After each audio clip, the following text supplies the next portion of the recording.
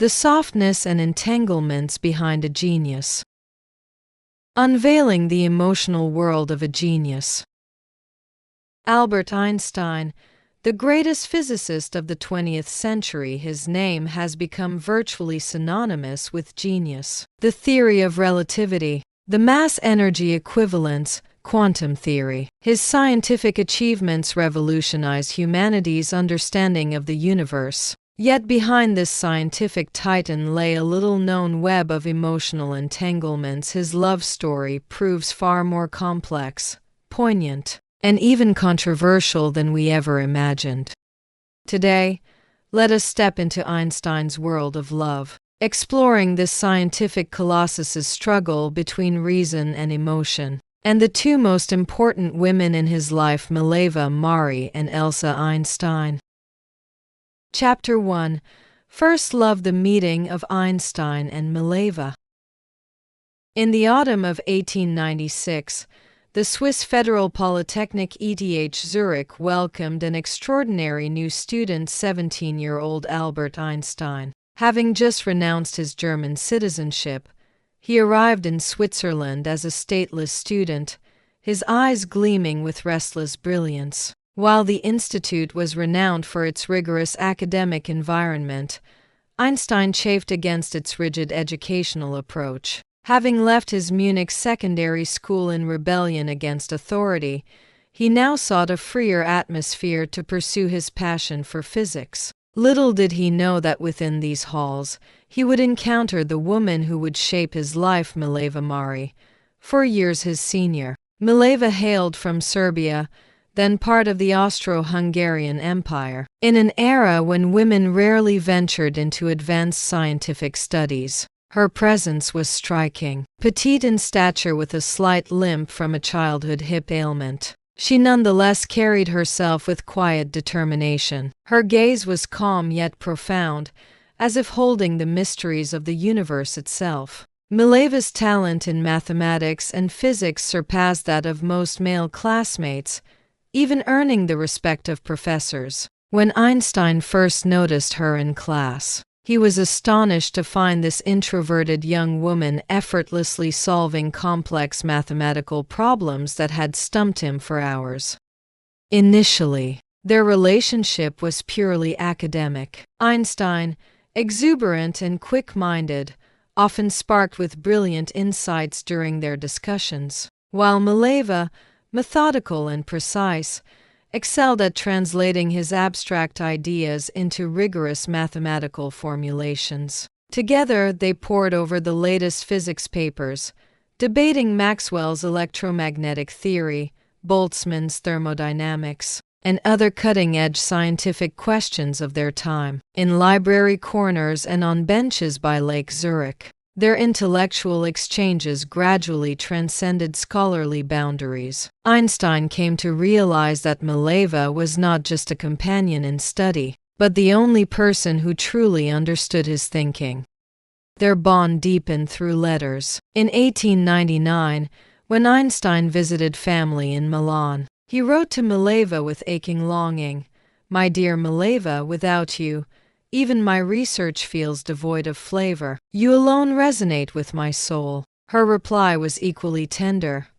"Your mind illuminates my world like lightning. I cannot imagine a future without you." Yet their romance faced immediate obstacles. Einstein's mother, Pauline, viewed Mileva with disdain. An older, physically imperfect, non-Jewish Serbian woman, wholly unworthy of her brilliant son. "That woman will ruin your prospects," she warned sternly by letter. But Einstein's rebellious spirit flared anew. He stood firmly by Mileva, even at the cost of family discord. The year 1900 brought academic crisis. Mileva failed her final exams, denying her a degree, while Einstein barely passed but was denied a teaching position due to strained faculty relations. The blow was devastating, particularly for Mileva. Her dream of becoming a distinguished physicist now lay shattered. Then came greater heartbreak. In 1901, Mileva discovered she was pregnant. In that conservative era, unwed motherhood meant social ruin, especially for an aspiring female scholar. To protect Einstein's reputation, she returned alone to her Serbian hometown and gave birth to their daughter Liesel. The child's fate remains an enduring mystery, likely given up for adoption or deceased in infancy. Einstein never spoke of her publicly, and Mileva carried the secret to her grave. Yet against the harsh realities, their love persisted through struggle. In 1902, Einstein finally secured stable employment at the Swiss Patent Office, while Mileva silently endured both societal judgment and private anguish. Their quiet wedding in 1903 required no grand ceremony, just a simple civil registration witnessed by few friends. Those early married years became their happiest time. Though Einstein's patent clerk duties were mundane, they afforded him ample hours to ponder physics, with Mileva serving as his most capable assistant, not merely proofreading his papers but contributing to crucial mathematical derivations. The year 1905 saw Einstein publish four groundbreaking papers, including special relativity and light quantum theory, marking his miracle year. Many historians now believe Mileva's contributions were profoundly undervalued. She may have been not just his life partner but an uncredited academe. See collaborator. As Einstein's fame grew, fractures emerged in their marriage. His gregarious nature thrived in intellectual salons where he held court, while Mileva withdrew into silence, haunted by her abandoned academic dreams. When Einstein assumed a professorship at Zurich University in 1909, an occasion for celebration, Mileva only felt deeper loss. Relegated to the professor's wife at gatherings where she'd once aspired to stand at the lectern, their 1911 move to Prague's Charles University brought a stream of admiring letters from female fans, deepening Mileva's melancholy. Then came 1911 to ease fateful development. Einstein renewed correspondence with his cousin Elsa Einstein, their letters growing increasingly intimate. The final rupture came in 1914 when Einstein accepted a position at Berlin's Academy of Sciences alone, while Mileva returned to Zurich with their sons Hans and Edward. Their separation letters turned bitter. Einstein coldly dictated marital conditions demanding Mileva's silence, emotional detachment, even instructing her not to express unhappiness in my presence. Mileva's reply pierced with sorrow. "You were the sun of my life. Now you condemn me to eternal winter." Their 1919 divorce granted Mileva Einstein's future Nobel Prize money fulfilled in 1922, leaving her to single-handedly raise Edward as his schizophrenia emerged, a life of poverty and isolation until her 1948 death. Meanwhile, Einstein hastily remarried Elsa, beginning another controversial union. This tragedy transcended personal heartbreak, mirroring an era's constraints. Mileva's brilliance was buried beneath matrimony's expectations, her potential shattered by gendered conventions. The man who revolutionized science remained captive to his generation's emotional limitations. Their story embodies both the meeting and parting of two radiant intellects, and the silenced potential of countless women scholars, their light absorbed by history's shadows. Chapter 2: Marriage and Fractures from Sweetness to Estrangement. The winter of 1903 witnessed Albert Einstein and Mileva Marić registering their marriage at Bern's City Hall. There were no grand ceremonies, no crowds of well-wishers, just two witnesses and simple vows. Mileva wore a plain dark dress while Einstein, uncharacteristically dressed in a formal suit, still managed a slightly crooked tie. In that moment, they might have believed love could conquer all familial opposition, academic setbacks, even their forever hidden daughter Liesel. The early years of marriage indeed matched Einstein's description as simple and beautiful. Their small apartment on Kramgasse in Bern saw Einstein walking daily to the patent office while Mileva organized his research manuscripts at home. occasionally tutoring mathematics to supplement their income. Evenings often found them strolling together discussing physics breakthroughs or playing Mozart duets at the piano. Mileva, the more skilled pianist. Einstein, the more passionate if occasionally off-key violinist. The birth of their first son Hans Albert in 1904 brought new joy. Einstein wrote to a friend, "My little Albert is a wonder. With eyes as intelligent as his mother's." Mileva immersed herself in motherhood, temporarily setting aside her unfinished academic dreams. Yet during these seemingly tranquil days, Einstein's scientific career erupted. By day, he examined electromagnetic devices at the patent office. By night, he feverishly worked on the nature of time, space, and light's velocity. Mileva served not just as companion, but as his most rigorous critic, scrutinizing his mathematical derivations, identifying flaws, sometimes proposing more elegant solutions. 1905's miracle year saw Einstein publish 4 revolutionary papers on photoelectricity, Brownian motion, and special relativity, fundamentally altering modern physics. When later asked about Mileva's contributions, Einstein equivocated. "Science is solitary work. Though intellectual exchange matters greatly," Mileva never publicly commented, only occasionally confiding to friends. "Those nightly discussions remain my life's most treasured memories." As Einstein's fame grew, subtle fractures emerged. His 1909 Zurich professorship should have been celebratory, but left Mileva with complex regrets. Being addressed as Frau Professor reminded her she'd once stood among these students, now relegated to the periphery. In Zurich's expanded social circles, Einstein thrived in post-lecture debates while Mileva grew increasingly withdrawn. She particularly disliked academic dinners where male professors routinely ignored her. When one visitor dismissed women's capacity for abstract thought, Mileva calmly told Einstein in Serbian, "Inform him I proofread the mathematics in the paper he just cited." Einstein laughed heartily but didn't translate.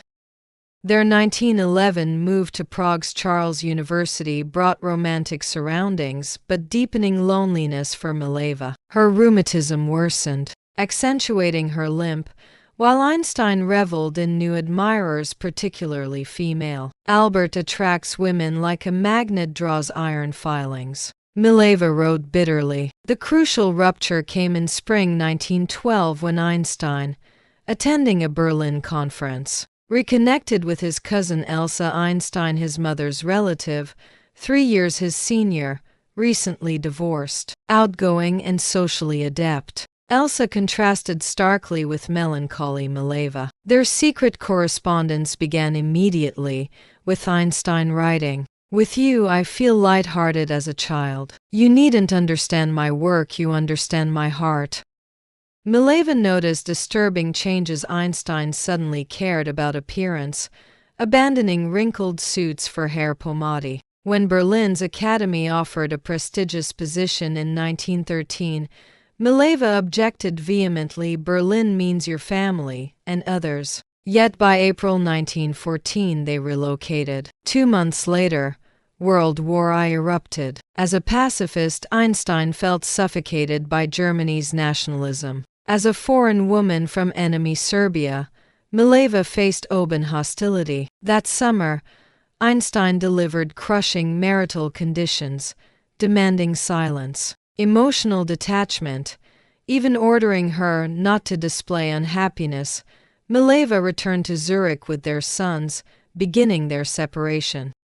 Their correspondence laid bare the marriage's collapse. Einstein blamed Mileva's gloom for ruining his life. She accused him of betrayal and neglect. By 1916, Einstein declared, "Our marriage long expired, like an oil-depleted lamp." Mileva retorted, "You called me your muse, now treat me as millstone." Their February 1919 divorce agreement included Einstein's future Nobel Prize money, ironic when the 1922 award found him honeymooning in Japan with Elsa. Mileva used the funds for a Zurich apartment, raising their sons alone.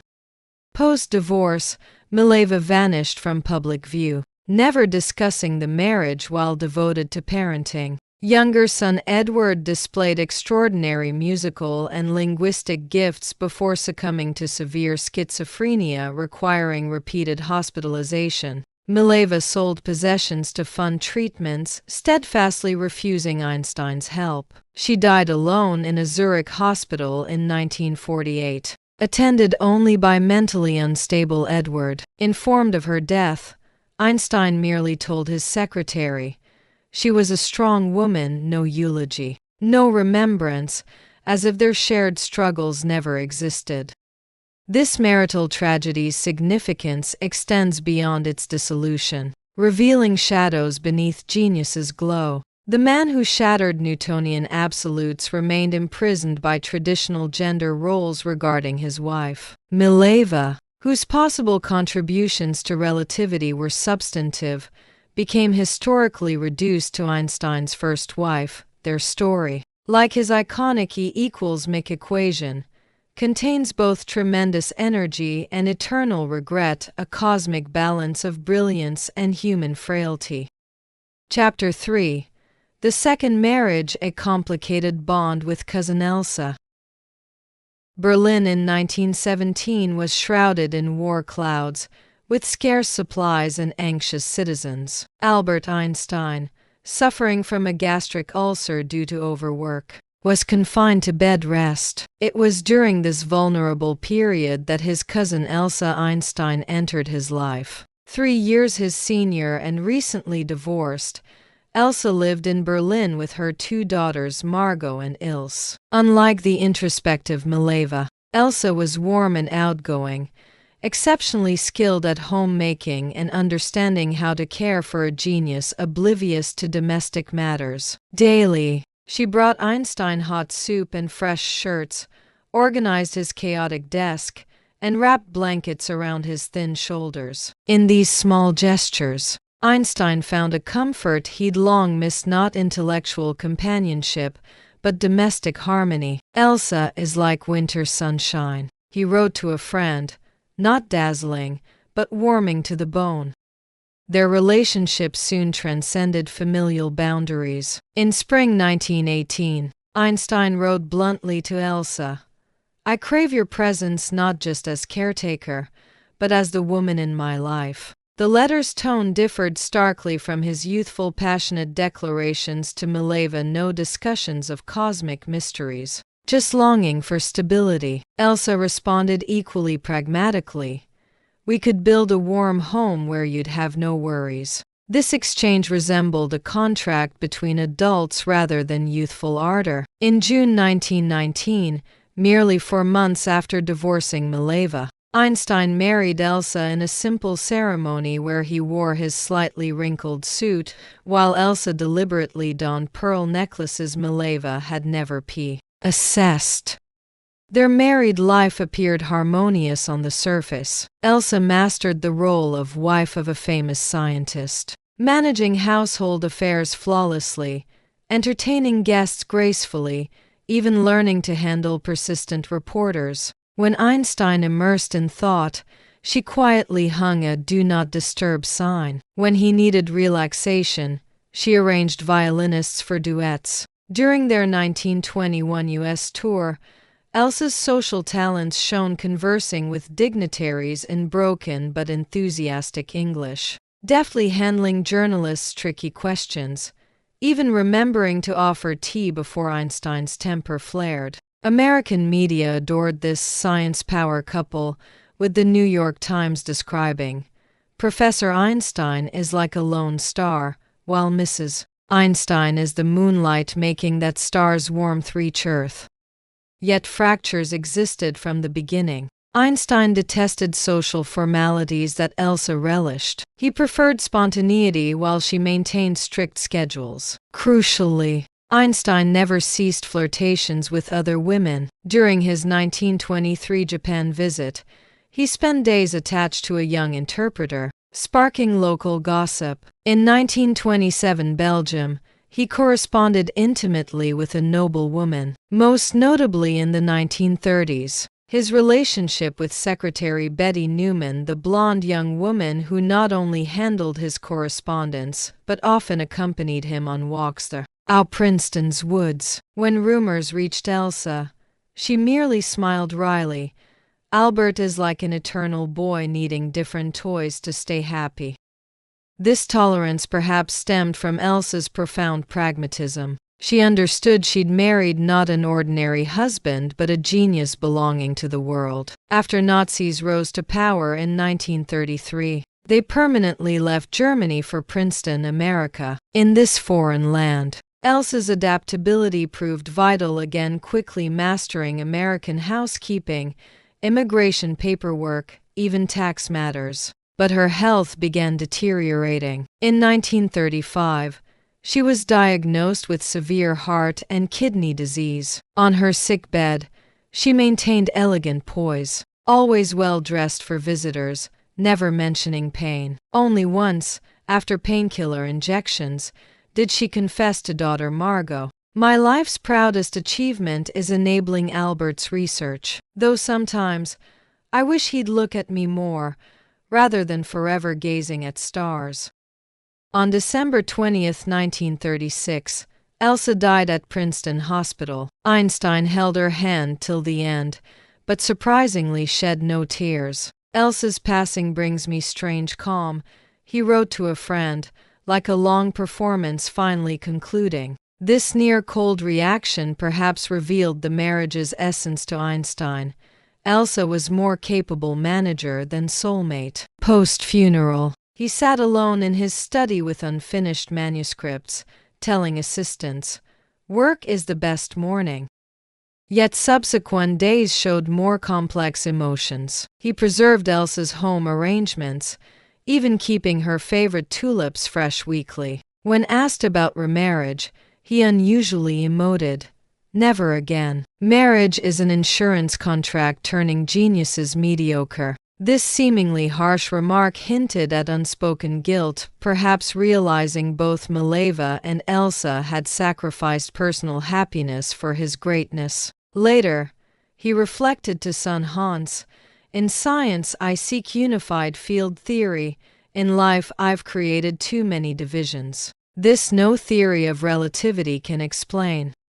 After Elsa's death, Einstein never remarried but maintained close friendships with several women, most notably Soviet spy Margarita Konenkova. The beautiful sculptor arrived in Princeton in 1945, ostensibly to create his bust, actually tasked with obtaining atomic secrets. The septuagenarian Einstein, captivated, wrote her passionate poems and possibly inadvertently shared sensitive information. When FBI grew suspicious, Einstein stubbornly defended her until her sudden 1945 return to Russia. This episode became the final ripple in Einstein's emotional world, blending romantic yearning with naive trust.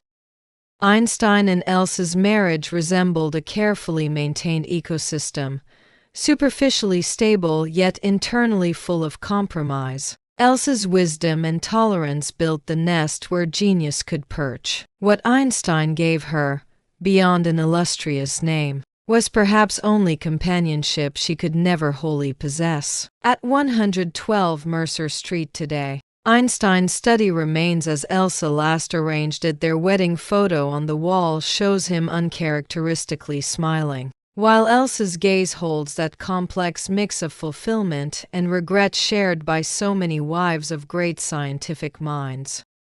Chapter 4: Twilight Years and Emotional Reckoning.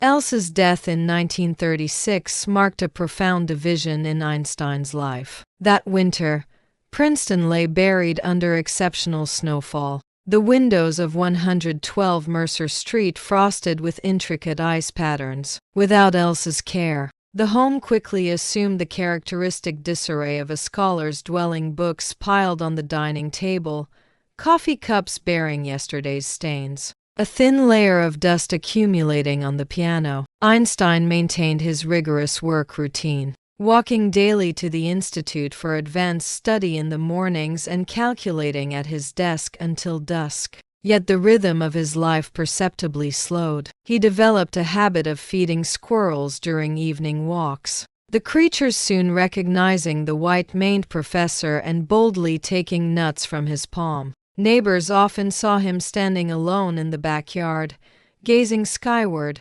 his violin left untouched for weeks. When asked why he no longer played, he softly replied, "There's no one left to listen," words whose loneliness cut deeper than all his cosmic theories of isolation. As World War II loomed in 1939, at economist Gustav Bucky's urging, Einstein penned his fateful letter to President Roosevelt advocating atomic bomb research, a decision that altered history yet became one of his deep street regrets. During Princeton salon discussions where young physicists debated nuclear fission with enthusiasm, he would abruptly withdraw to the garden for prolonged silence. "We theorists are like careless children who've given pyromaniacs the recipe for fire," he confided to Secretary Helen Dukas. This moral crisis seemed to resurrect memories of Mileva. Had that anti-war Serbian woman perceived science's dangerous alliance with power long before he had? When Hiroshima's destruction came in 1945, Einstein secluded himself for 3 days at his lakeside cabin, conveying only a note through Dukas, "Had I known, I would have rather remained a watchmaker." With advancing years came increasing retrospection. In 1948, learning of Mileva's death in a Zurich psychiatric hospital, Einstein uncharacteristically cancelled all appointments to pore over old photographs alone. One showed young Mileva at a Zurich blackboard in 1901, her eyes alight while solving equations. That evening, he told stepdaughter Margot, Elsa's daughter, about that long-buried romance. "Your mother gave me stability, but Mileva, she truly understood my mind. My younger self was too selfish." This belated confession briefly illuminated the shadows beneath his genius. When Zurich University proposed memorializing Mileva the following year, Einstein anonymously donated funds earmarked for female physics students. Spring 1950 brought a severe heart attack to the 72-year-old physicist. From his sickbed, he dictated an unusually personal letter to son Hans.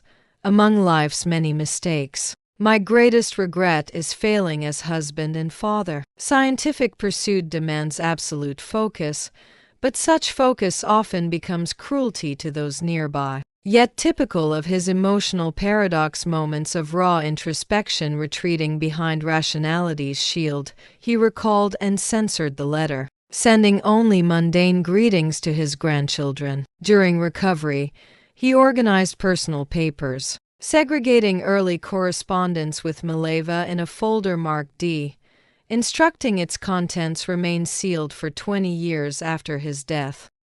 Einstein's final 5 years presented a public image of sage-like benevolence masking private withdrawal. He declined Israel's presidency yet spent afternoons tutoring neighborhood children in mathematics. He issued nuclear disarmament manifestos while showing inexhaustible patience to young scientists seeking counsel. When a journalist asked about love in 1952, the man of 2 marriages and multiple affairs surprised all. "Love resembles the cosmological constant in youth. I deemed it insignificant. Now recognize it as perhaps the most crucial variable." Few knew he'd just received a letter from institutionalized son Edward, its drug-induced tremors spelling, "Father, why won't you visit?" On April 13, 1955, Einstein's aortic aneurysm ruptured. En route to Princeton Hospital, he insisted on bringing his latest manuscript, still correcting equations from his gurney. Refusing life-prolonging surgery, he calmly stated, "Artificial lifespan extension lacks meaning. I've shared my portion." Near dawn on April 18, nurses heard German murmurs, only 2 syllables decipherable, "Mileva" and "Entschuldigung." "Forgive me." 5 hours later, The 20th century's greatest mind ceased its quest, leaving on his nightstand bifocals, a fountain pen, and equations toward the unified field theory, his final unsolved mystery.